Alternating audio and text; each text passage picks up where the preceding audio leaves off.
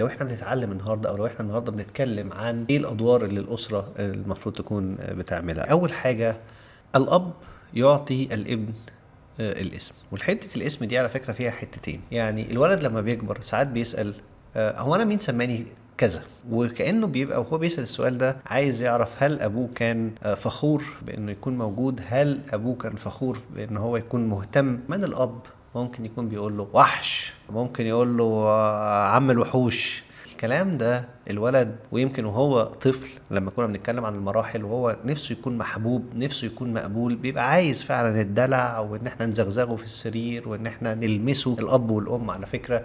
والحتة دي حتة مهمة قوي ان احنا نديها له. لكن كمان لما بيكبر شوية بيبقى عايز في الاسم ما اسموش حبيبي وروح. يعني حتى الولاد في المدرسة في اعدادي مثلا ما بيحبوش مامتهم تروح المدرسة معاهم، ما بيحبوش انها تقول له يا حبيبي قدام اصحابه. يعني انا عايز اسم تاني من بابا، اسم رجولي. الحتة التانية واللي يمكن بتيجي بعد الاسم على طول، لان الاسم ده بيبقى قبل الولادة، هي الهوية الجنسية.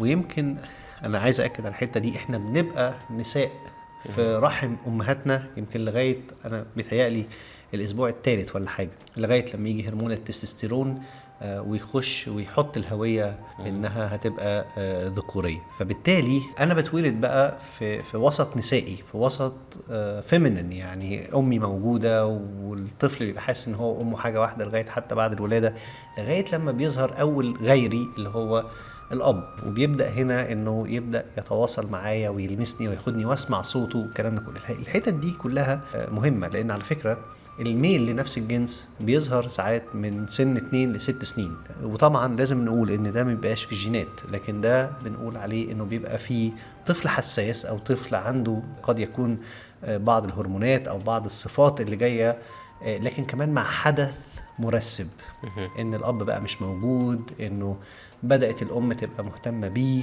حاجات كتيرة قوي. فمهم قوي ان الهوية الجنسية نعرف ان دي الاب بيديها لابنه. تاني حاجة على طول بعد الاسم، الولد بيبقى دايما عايز يعرف هل انا جامد، هل انا قوي، هل انا استحق. والاجابه دايما عشان نجاوب الاجابه دي، انت النهارده لو انت بتلعب مزيكا، مين بيقول لك انك بتلعب مزيكا حلو؟ واحد بيلعب مزيكا كويس او مدرس مزيكا شاطر فيقول لك انت بقيت كويس.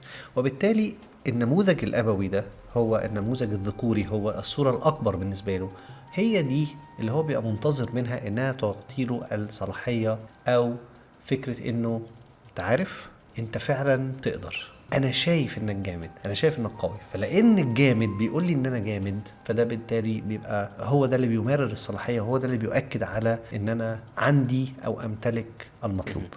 المسيح راح يعتمد من يوحنا، الروح القدس ظهر في شكل حمامة. والآية بقى غريبة جدا، ودي المرات القليلة اللي الناس اللي حوالين المسيح سمعت صوت الآب بيقول هذا هو ابني الحبيب به سررت، انه انا ليا الفخر، انا فخور بابني. وهنا السؤال المهم قوي، كم حد فينا رابط فخره بابنه انه لو جاب درجات حلوه في المدرسه؟ احنا مرات كتيره قوي بنربط اعجابنا وفخرنا باولادنا بالانجازات، وده بيحط لود كبير قوي علينا كرجاله، انه الانجاز الانجاز الانجاز.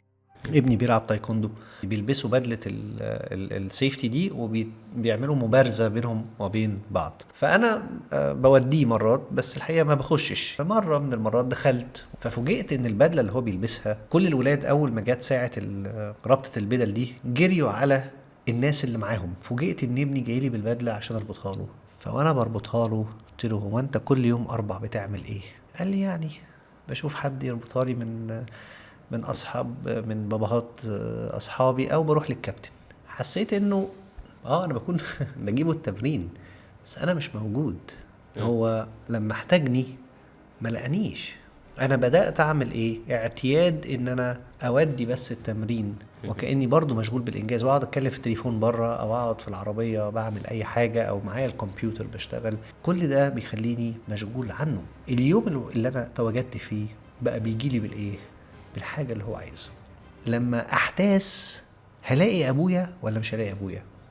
واسأل كل حد مننا برضو اللي بيسمعنا، لما تسترجع كده الزمن ولما تسترجع حياتك، لما عشت ابوك كان موجود؟ تخيل لو ابويا مش موجود، عارف ايه الاجابه اللي بتحصل؟ I'm on my own. يعني ايه؟ يعني انا شايل شيلتي. وهنا بتبدا اول خطوه من خطوات اليوت، اللي حتى لو ابويا موجود او ابويا راجل طيب او ابويا بقى ممكن يكون منسحب، وهنتكلم في شكل الجراح المختلفه، لكن انا on my own. أنا محتاج ألم شتات نفسي بنفسي، محدش واقف لي. لما بيبدأ يتوجه للأب ويخرج بقى معاه ويعملوا هوايات وحاجات زي كده، الحقيقة بيحصل كده بالظبط، إن شمس الأم بتخفت وبيبدأ الأب كأنه دخل خد منها الأضواء. أمهات كتيرة قوي ما بتسمحش إن ده يحصل يا أمير، وبتقفش في الولد وما تسمحش بمرحلة الانطلاق. ممكن لو مثلا هياخدوا معاه يركبوا موتوسيكل تقولوا لا ما تركبوش الموتوسيكل، فما بتكتملش مرحلة التمرير الذكوري وما بتكتملش مرحلة الصلاحية، وبالتالي بيبقى الولد مش مصدق قوي إن هو لديه المطلوب ويستحق ويكمل. واحدة من الحاجات الأساسية للأم إنها لما يجي لها الابن بمشكلة توجهه لأبوه مرات، يفضل إنك تتكلم فيها مع بابا وترجع تقول لي قلتوا فيها إيه. يعني مهم قوي إنها توجهه للأب. كمان مهم قوي إن الأم توجه الأب أنا فاكر إن مراتي قالت لي أنا مشغولة قوي يا ماجد إن الوقت اللي جاي ده أنت تقضي وقت مع آسر. يعني نبهتني إنه حتى مرات كتير بنقول الكلام لكن ممكن نكون في الحالة العملية بننسى نعيشه.